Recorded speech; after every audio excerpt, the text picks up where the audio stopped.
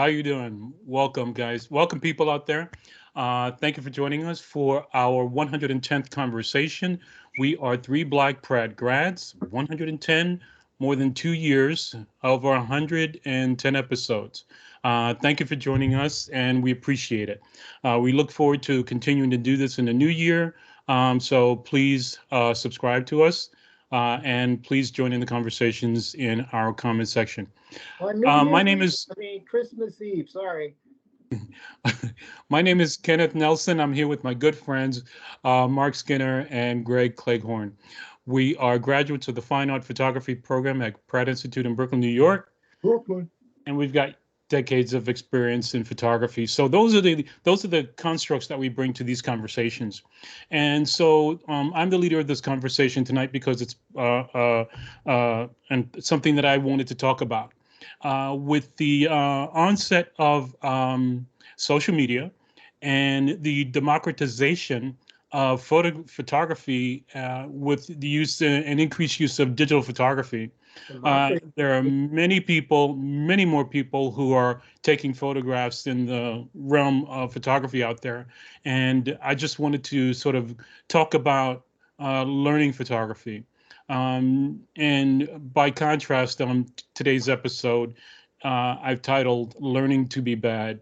And I don't want people out there to take it as an affront, but just as a way to understand what learning in terms of photography can be versus learning on your own. I'm not saying learning on your own is bad. I'm just saying learning in a constructive atmosphere can be different. So let me go to my script. Many photographers have learned the craft of photography on their own. Others may be learning using social media. Whether you didn't feel the need to learn photography in a structured setting, such as high school or college, I want to use this platform that we have here to offer some words of advice regarding learning by social media. When learning in a structured setting, you're being taught by a person who has a background in the arts and craft of photography. When learning by social media, you have no clue what the credentials are of the person you're learning from. Okay? You're not sure if you're looking at the work of someone who's been in photography for 6 weeks, 6 months, 6 years. Of course, if they've been posting their videos or work online for 6 months, 6 weeks, or 6 years, then we can attribute that amount of time to their experience, Hey, but what's not much more before that. leave that out of that on Jesus' birthday eve? Come on, come on. Okay. But I About just wanted to get that. 7 months. So what I'd like to do is, and again, basically I've been street shooting for more than 30 years.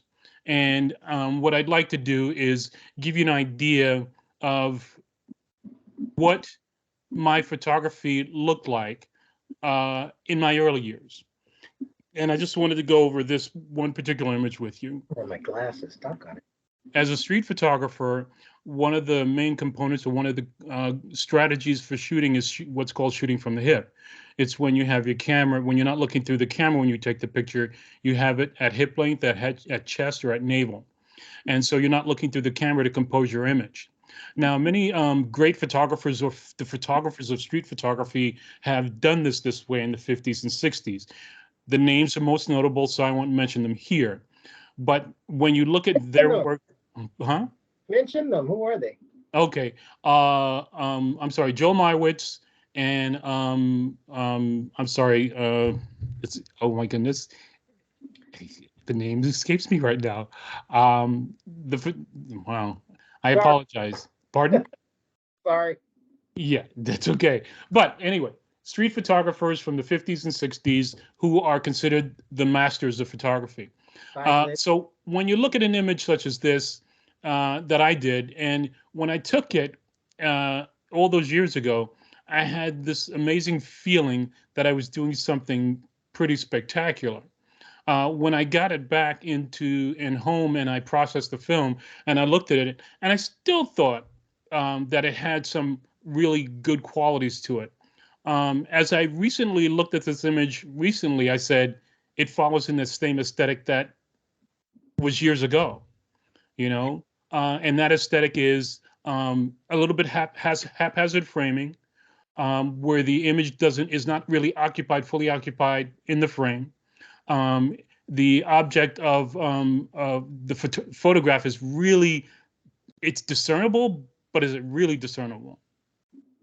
Is it the person all the way on the left? Is it the person in the center? Is it the person on the right? Right. And one of the key factors that is a part and parcel of that process is that the framing is always haphazard. So the subject of your photograph can actually occupy only half the frame. So therefore, the other half is being occupied by nothing. Now, when I say nothing, it meaning that it wasn't the directive for which you were going for. So if you look at this person in the red, quite evidently, I was photographing them. But if that person's head occupies the middle of the frame, what is above them, does that matter? Right? What does that do? Does it add it or take away from the image? Right? Does all that stuff, does a haphazard framing have value? Or is it an aesthetic that has value because it has been created, or it's been thought to be an aesthetic because other photographers photograph that way, and now they're considered masters of the craft? Okay. Right? Because if you look at some of their work, you look at a lot of their work is awkward framing. Okay, the subject occupies half the frame. Right? And so therefore, are you learning then to occupy half your frame, or is in your learning a product of the technical limitations of the camera that you're using and the lens that you're using to take the photograph that then renders this image in such a way? And again, this image was done from the hip.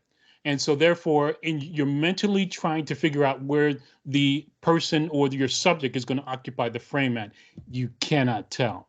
So it lends itself. Say again? Is this uncropped? It is full frame, uncropped. Okay, go ahead. All right. So in that respect, that's sort of what I want to talk about, or get to talk about.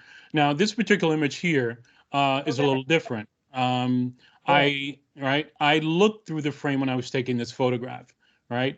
And therefore, I said, okay, there were things about the photograph that I liked and things about the photograph I didn't. But in the end result, I liked what was going on. But as I look at it now, I have doubts about whether this person in the foreground is really relevant. And it harpens back to some of the ideas I was taught as a street shooter from the masters. All right. And the last thing I want to do is just take a look at this and just talk about this in contrast. This particular image was a posed photograph, right? And I was street shooting, but I asked this person to do this, and they were just climbing up this ladder, and I thought, and I composed the image myself. This particular frame is seen by me, therefore I think to me it's more successful because the intent to me was what I saw through the camera's viewfinder, and the ultimate result is what I wanted.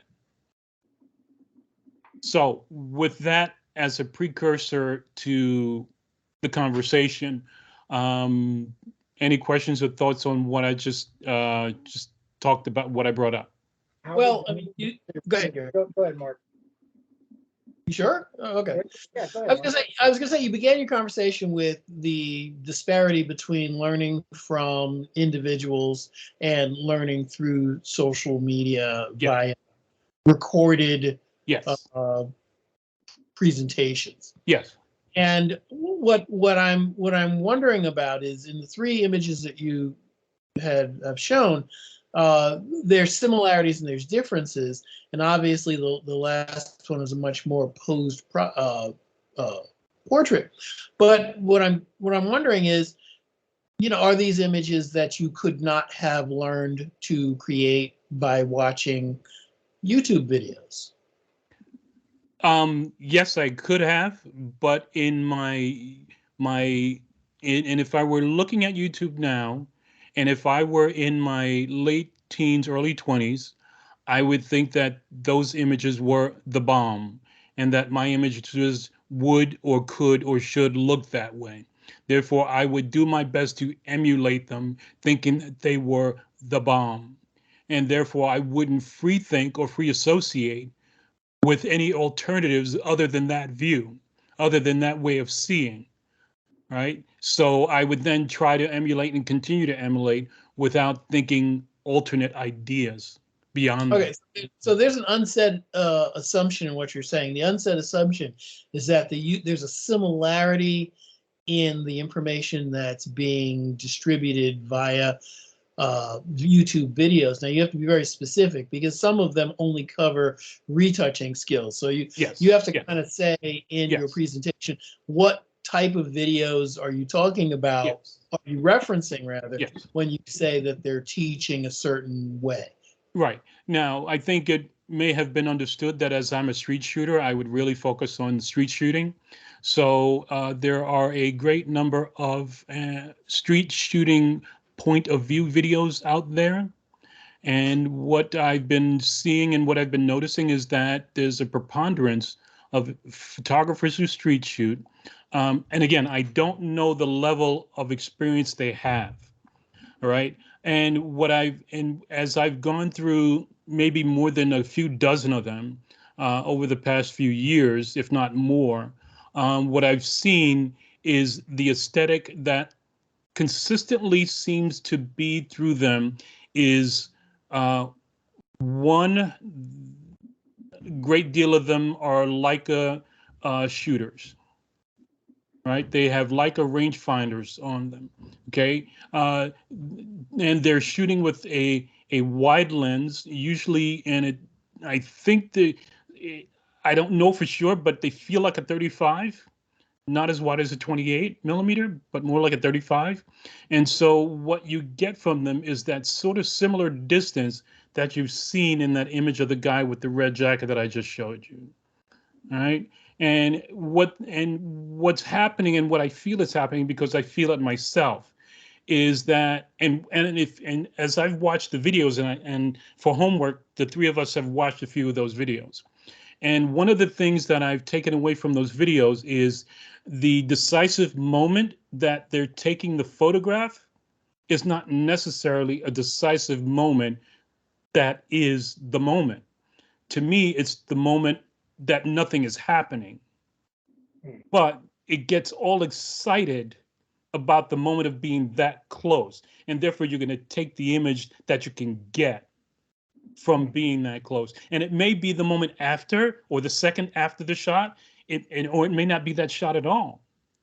Right. And so what I've been seeing happening maybe, and again, I want to give them credit, which is they're just showing us everything that they've done.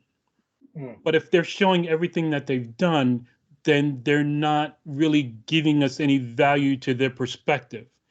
They're just showing us what they've done. So you're suggesting is that a good number of the videos emphasize proximity over content.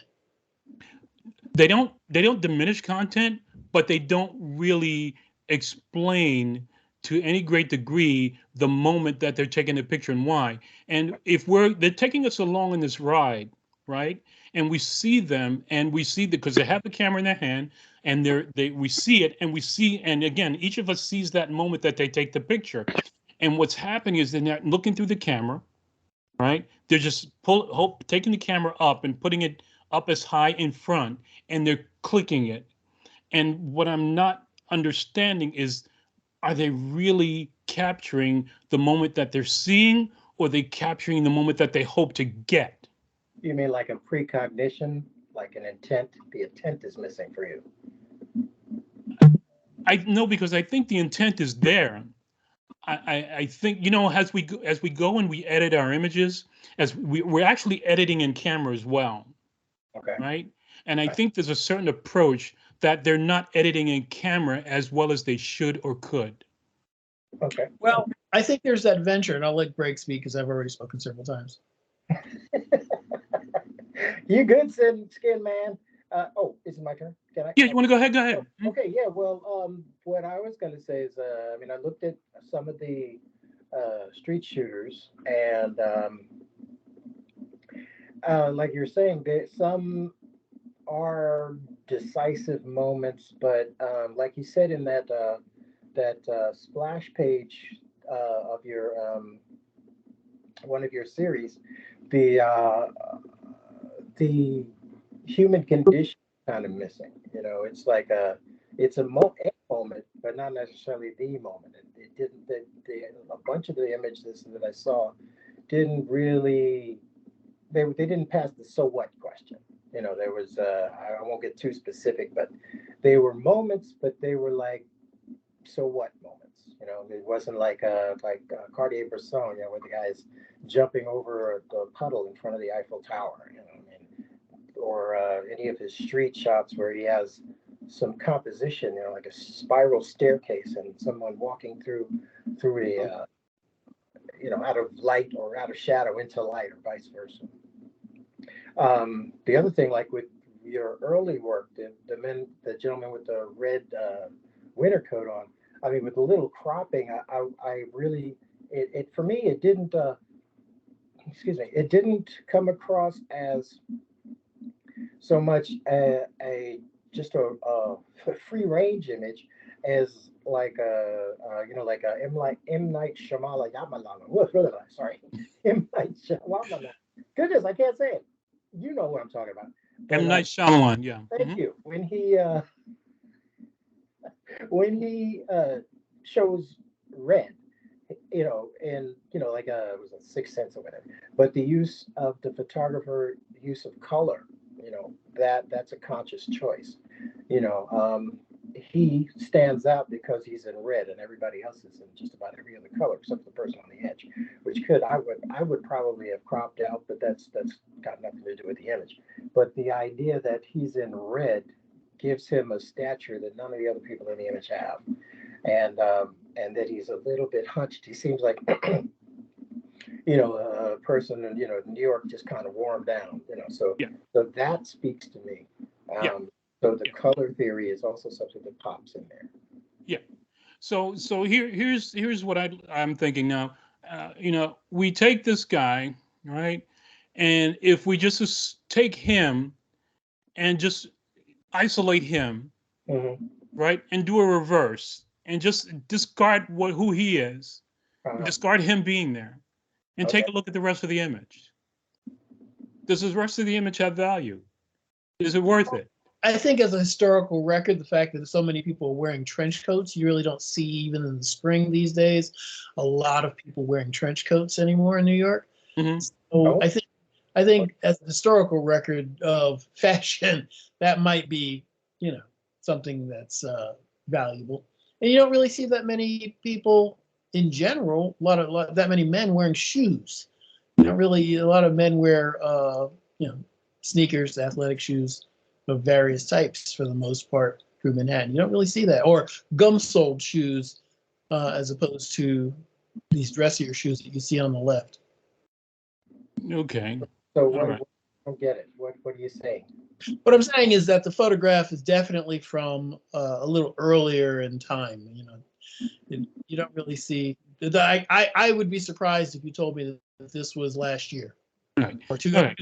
Right. If you told Okay. me, let's go before the pandemic. If you told me it Okay. was 2019, I would be very surprised. If you told me it was 2000, I would be less surprised. Okay. Then let's take a look at it differently. Okay. I've given you this frame right here, right? And it occupies maybe 2/3 of the bottom. What happens to the 1/3 of the top? Well, I mean, it's eliminated, but I think at the same time, the one item that I find a little disturbing is the fact that you've got red, beige, and there's that one person in the back that's got blue, and then this person on the far right has blue, Mm-hmm. and that person seems to stand out the most, and you don't really get a chance to see how that shadow on the right bisects the person in the trench coat. It's actually a little nifty bit of vignetting to have the shadow on either side. Okay.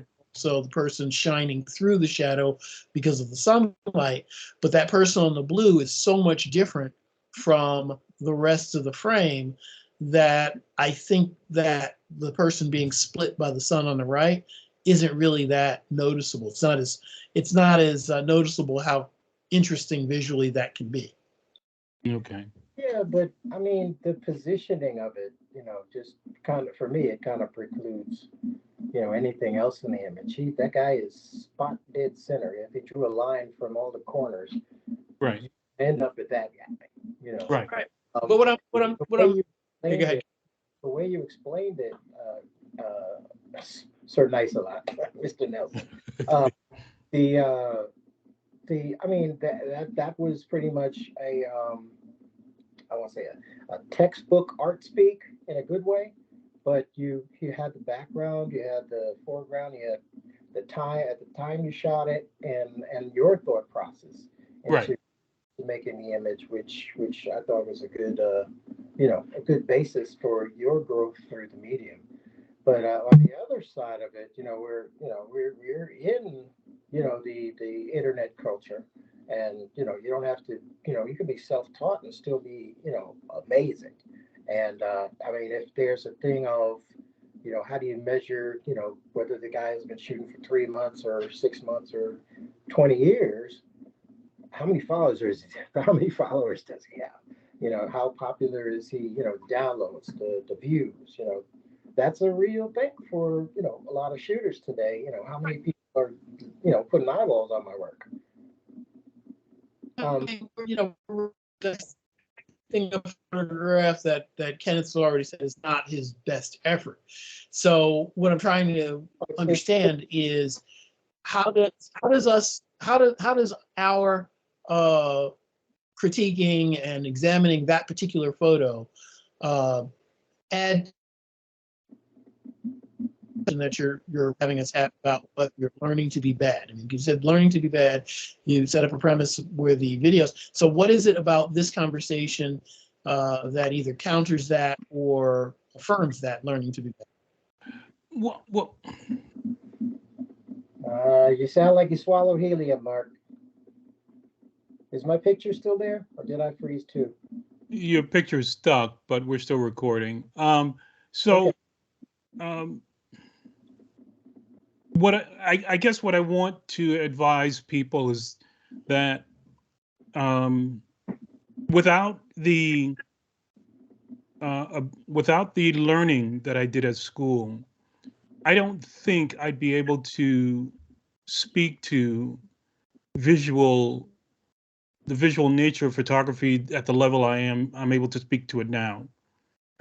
I don't think that I'd have the wherewithal to understand how to speak aesthetically about a photograph to the degree that I'm talking about it now. Okay, that's fair.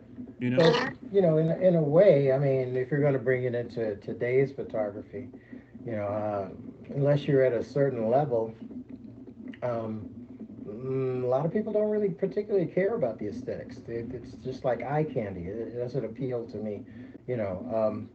What I do like in the second image that you got, the black and white one, uh, for me, that image is like really, really, really about intent.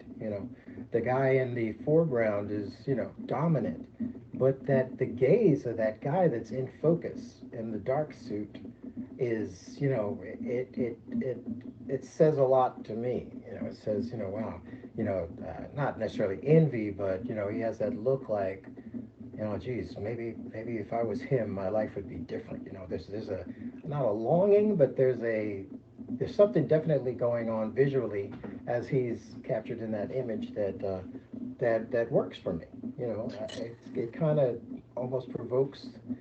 It's thought provoking for me. That's what I see in that image. Right. I mean, if you take in landscape photography and that foreground background relationship, this is one of those things where it's foreground background, but in street photography. Okay. Okay. Well, I can Well, understand. it's reminiscent of a fashion photo. Say again. We got some It's feedback. reminiscent of a fashion photo. I'm not understanding you. You're getting a little Alvin and the Chipmunks on me. I can't understand you. Yeah, Let me we're just here. say one thing. Like as far as learning to be bad, I can understand you know, although these, you know, photography masters from you know, other times, their work is accepted as, you know, a certain standard now, but you know, a photographer can, you know, say, okay, I want to learn how these guys did it back then. They could pick up some bad habits, you know, or an outdated aesthetic, which for me would be bad, you know, because if it's not, I'm sorry. I would like POV videos to be used as an edit for a camera with one of the celebrity photographers, like Kravitz or Brendan Fraser, someone walking around in the streets of New York, getting candid photos of other celebrities that are just out different places and down. I think that's Okay, I hope the people out there are understanding our conversations, because I think we're getting feedback maybe from Greg.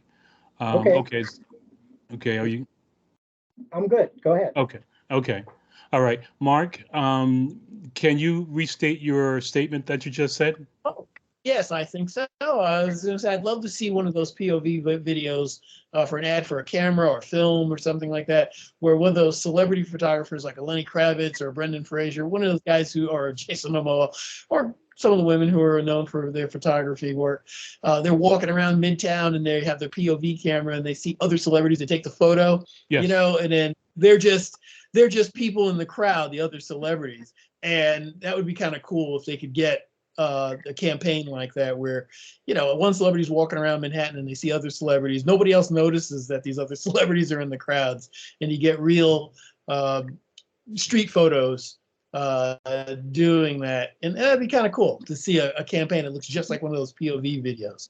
Yeah. Yeah. Yeah. So that would be a way of, you know, saying that you're learning to be good, you know, as opposed to in a way to sort of incorporate the contemporary methods into the work of people who kind of know what they're doing, you know. Yeah. Yeah. And I guess that's That's kind of people who know, as opposed to people that don't know what they're doing. I mean, there's a lot of people that are taking, you know, they're exploring it. You know, Right.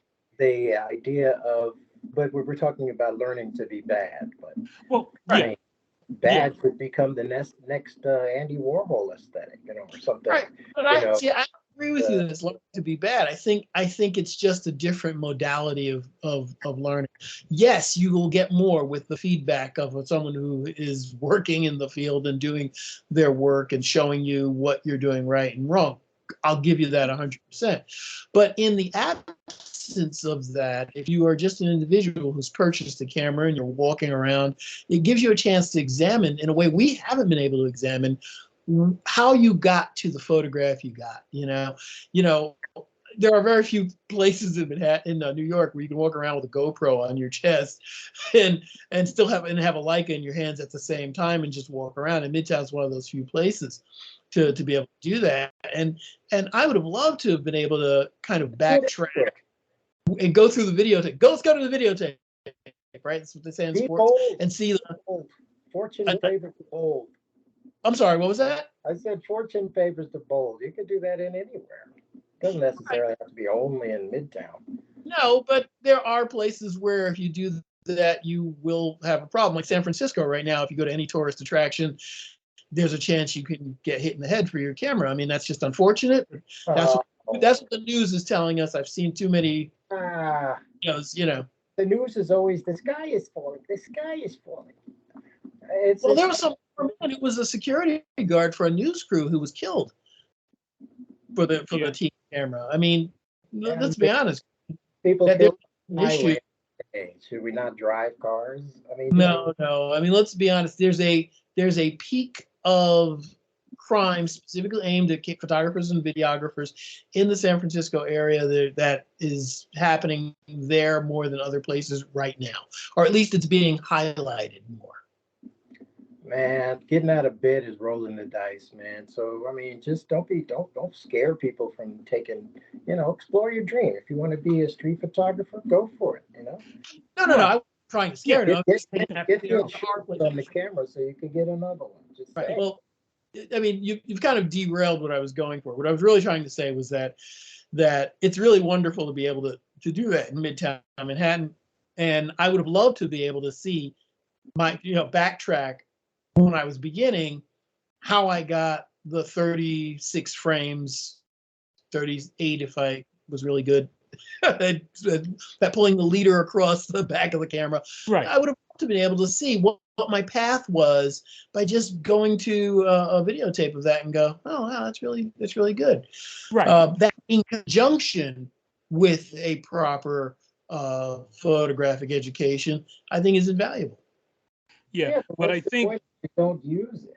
Go ahead, that Ken. Sorry. that would have been in isolation. And I think the ability to take a look at your processes in isolation outside of social media, right, is a great thing. I do believe that that is one that can give you self-reflection on how you achieved a goal, or what you would do better, what you didn't like, what you did. And I think that works. But once you take that and put it into the social media realm, then it becomes a learning tool, for good or for bad, depending on who does it, right? If I have no experience in photography and you show me 10 images, right, I can think that all 10 images are fantastic. And to some degree, if you look at the responses to some of these POV videos, these people are actually seeing these photographers as incredibly good, and they're loving every image that they see. And the question is, why? Right? When everyone Well, else, or when I look at those images, I don't see that. Well, I can tell you why. Let's face it. When we started with film, mostly black and white, getting a properly exposed image in every one of these lighting situations, even if it was broad daylight, and just getting the shadows to have density or have some image in them, was in and of itself a task to be performed. The quality of cameras, particularly in this case, you're saying rangefinder Leicas are so good. The standard of living that people have is so good. The image quality is so good that I think there are a lot of photographs that are perceived to be better than they are, because the resulting image that comes out of the camera is so much more qualitatively better than what you would have gotten if you shot it on a roll of black and white film and processed it normally and then just made a straight print on #2 paper. Yeah. So, Well, so what I just heard is that technically, the images coming out of out of these cameras are so much better that they're better by default, just because the technology is better, not because the people who are taking the pictures are any good at all. you know, Right, which leads to another question. Do you have to be good to be a good photographer? I mean, that's kind of a little play on words, but the real question is, if what is acceptable has merged with what was once considered, difficult to do, right? The quality is easier to get. And then, the loose street style, right? The gritty street style is also on top of that. You know, how good do you really have to be? Do you have to make what choices no longer necessary? I mean, other than setting your focus and your depth of field, there's not a whole lot. If you walk around Manhattan, you'll probably see interesting people or people who you feel are interesting, and you can probably take a zillion photos and then just go through them and select, provided you get to take your camera home with the images in it. I've got it. Okay. I would say for most any artist, they capture what they know, what's in them. They capture. That's one thing. But like Ken's, part of Ken's images from the Visura. Congratulations again on that being highlighted for the Visura, your Visura work, but the work you submitted to Visura. You know what I'm talking about. But there's a shot where it's kind of a nod or a throwback to an old Pratt image where you capture the essence of New York City with just these masses of people in a half of a blur, like a drag shutter or so.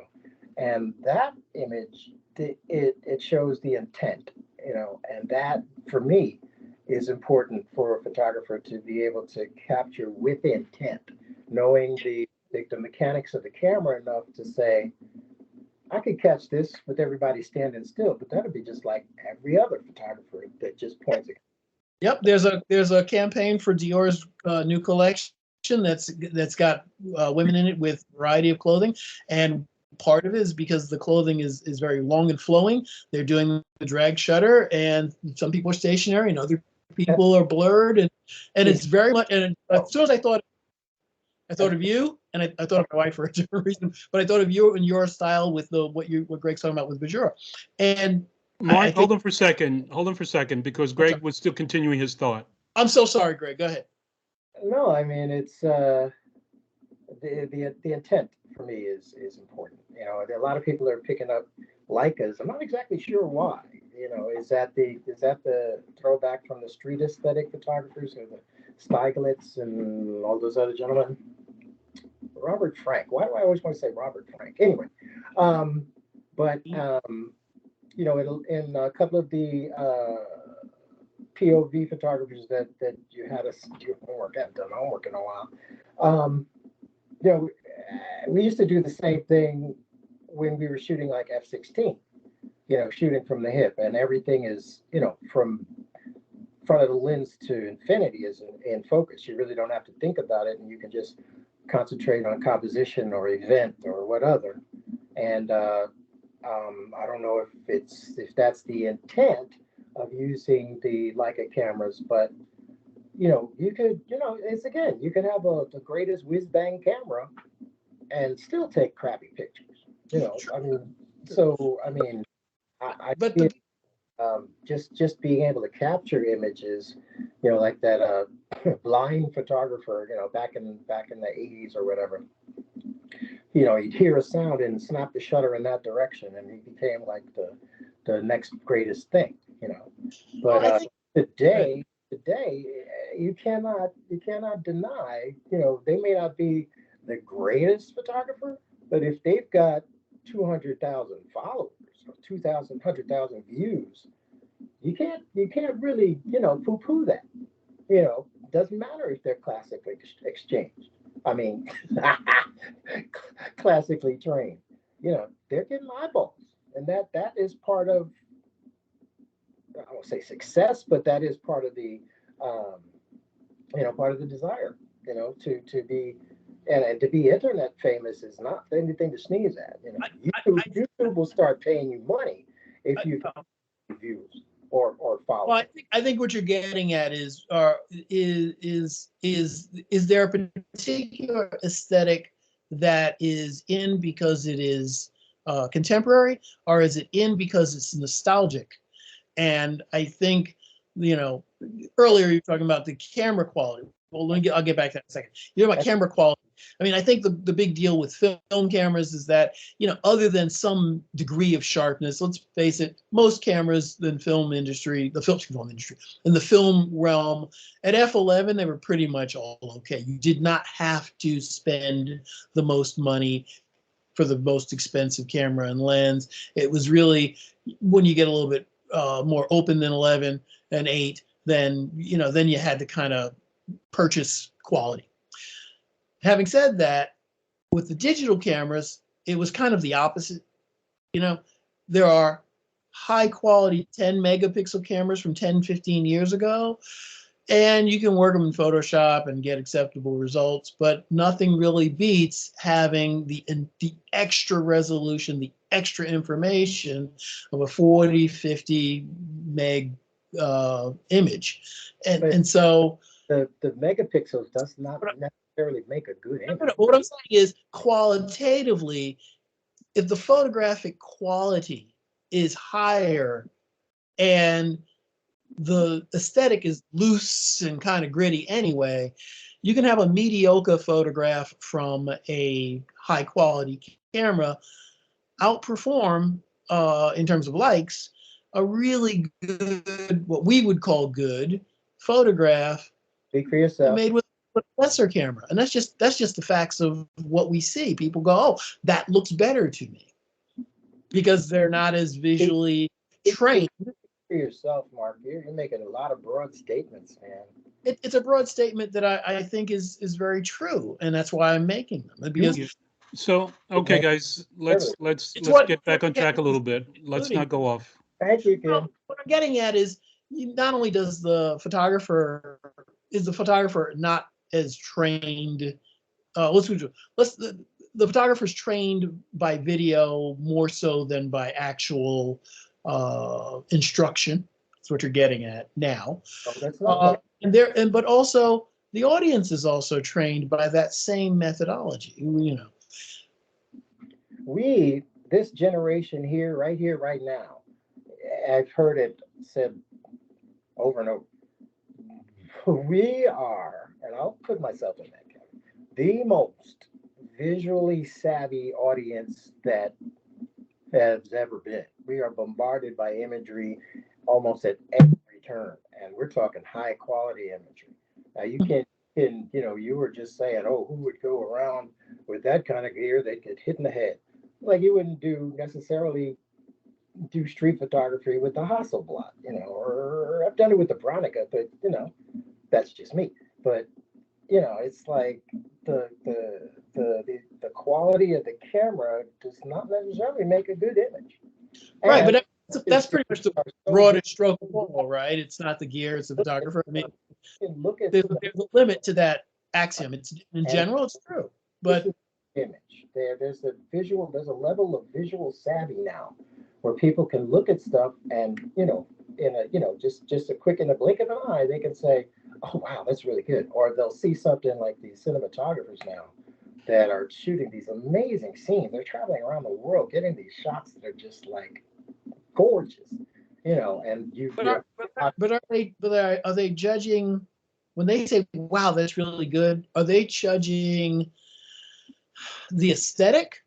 And this is a weird way to put it. Is this the aesthetic or the beauty of the image? When I say the beauty of the image, meaning, is it qualitatively superior? What's the difference? Because all the colors are nicely done, and it's okay in terms of composition, but the shadows have detail. Point for you. Because I haven't been following photography as much as I'd like. I've seen some good photographers, and it's stills, but I've kind of been branching off into video, and I got my degree, hallelujah, in cinematography. If you just compare like George Lucas's Rogue One as opposed to A New Hope from the 70s, there is a big difference visually. He got these beautiful landscapes that are just like, you could just drop into it and spend your day there. They're so lush and so saturated, and you could almost take a bite out of it. It's so juicy, and it's just, just because you don't have a good camera doesn't mean you're going to take good. Right. But that's exactly my point. You're articulating my point. My point is, you're articulating his point, Greg. I was. Yeah. It's a wonderful, beautiful picture, but is the story as engaging as A New Hope wasn't? I mean, let's face it, A New Hope, it sponsored half a century of cinematic, industry. It created an entire industry, the Star Wars industry. Yeah, but guys, I'm gonna cut you both off right now because we've gotten off the track. But I want to bring us back into this and maybe close it out. Okay. Okay. Because the original intent for me was to just talk about the democratization of photography, the influence of social media on learning photography, aesthetically and technically. Now, I have no faults with them learning how to use a camera on YouTube. But what I do fault is the by default the learning of photographic aesthetic by use of YouTube alone, right? See, is that what you were saying, Ken?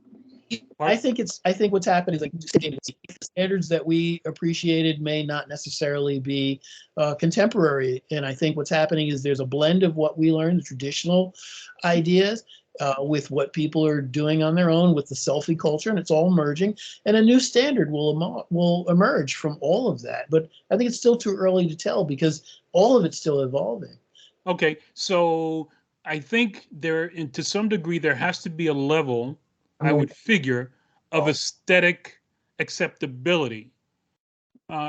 Because I think there has to be, or else everything and anything is aesthetically good, right? That does seem to be where we are right now, is that almost anything, everything is aesthetically good. And I mean, let's face it, there are snapshots from the 70s taken with Instamatic cameras that are held up as high art now. I mean, that's kind of sort of an exaggeration of Andy Warhol's aesthetic, that there's beauty in all of these little things that we take for granted.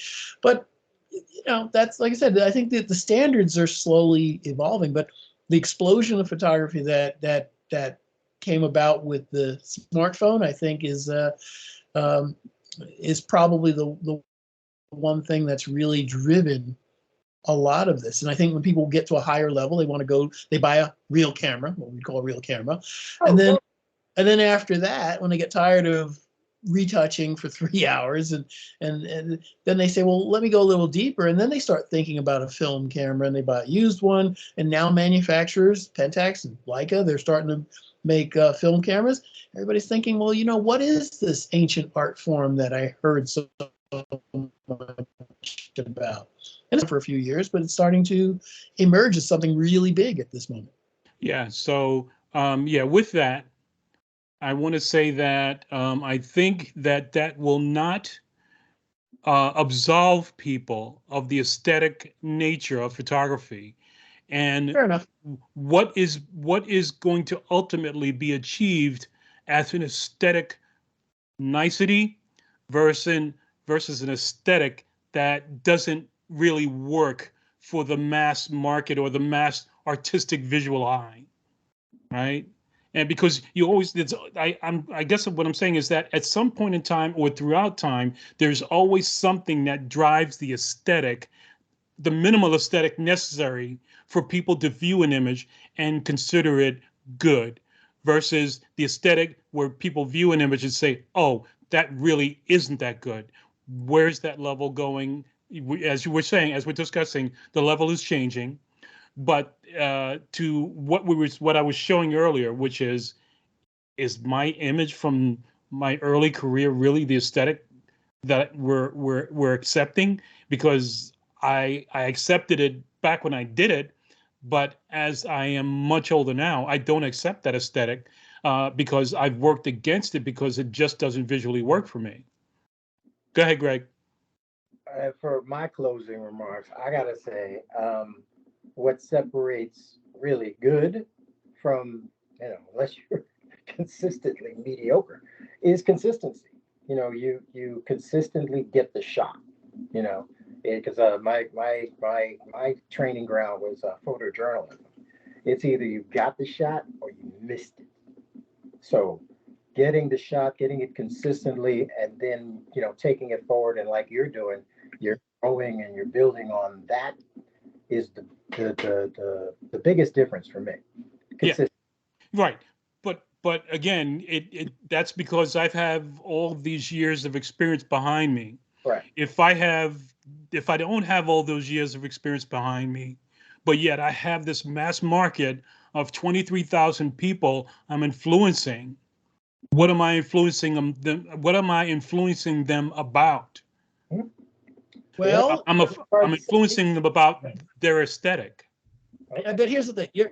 Here's the thing. If you if you watch a video on YouTube and it's about the POV, it's the story is, here's the story of how I got these photos. Usually they're like, I'm not sure if these are good photos. I think I got a few good ones. They're interesting. They seem like street photos to me. So I'm walking with you. You walk with me. The story is in that journey, right? For at least the last 10 years, every person in cinema who's been on any talk show has talked about the journey. So we have a generation, a little bit younger than us, of people who only hear about the journey. So you put a camera on and you're taking people on this journey. As I take a few photographs, usually in Midtown, with my camera, and they're walking with two cameras, and you say, oh, I took a picture of a manhole cover. Here, I took a picture of a street vendor. Here, I took a picture of some people crossing the street. And that's the story. The story is the journey. The story isn't necessarily about the images. The difference is for us is that the story was about the image, the individual image that you got, or the story of the various images, not the story of the acquisition of the images. If it's not about the image, why bother? Just show me you walking through. Why take a picture? Why take the picture? I always talk about intent. You guys have, Greg, you've commandeered the word intent today.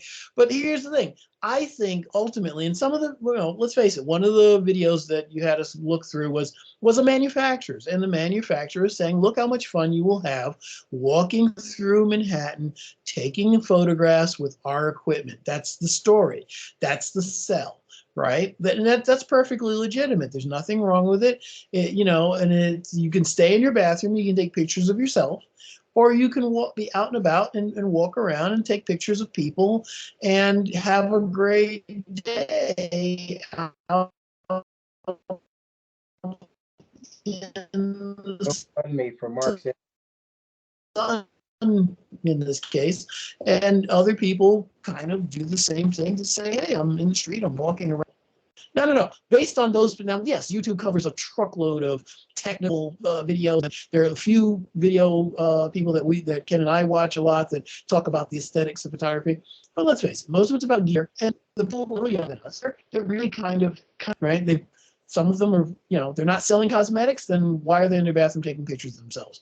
So they've gotten out in the street and they take pictures of people walking around. Okay. With that, gentlemen, I'm going to cut it here because this episode has gotten longer than 20 minutes more than I intended. Oh, I'm sorry. We will come back to this in another way, shape, or form to continue the argument or the conversation about aesthetics and what we're learning on YouTube and stuff like that. And I'm going to Greg said, just keep shooting. And I said to all the people with the POV, just keep shooting. My line. Okay, I'm here with my good friends Mark Skinner, Greg Cleghorn, with We Like Black Grads. Thank you for joining us. If you would like to join this conversation, please leave a comment below. Let us know what you think, especially if you're a street shooter. If you're just an everyday person who has an idea about photography, let us know what your thoughts are on this. Okay, thank you so much. We'll talk to you soon. Merry Christmas.